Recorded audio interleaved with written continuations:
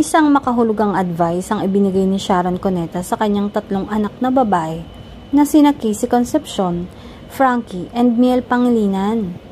Sa Instagram post ni megastar ay makikita ang quotation na may nakasaad na, "If you sleep with a man while he has a girlfriend, one day that man will do the same to you. If he'll cheat you, he'll cheat on you. Once a cheater, always a repeater." Sa caption ay binili ni Sharon sa kanyang mga anak at maging sa lahat ng kababaihan na basahin ng paulit-ulit ang quote at itanim sa isipan. "For my daughters to remember, and to all of you ladies, read this over and over again and remember it." Mensahe ni Mega.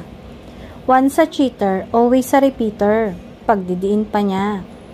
Umagri naman ang mga netizen at kapwa celebrities kay Sharon.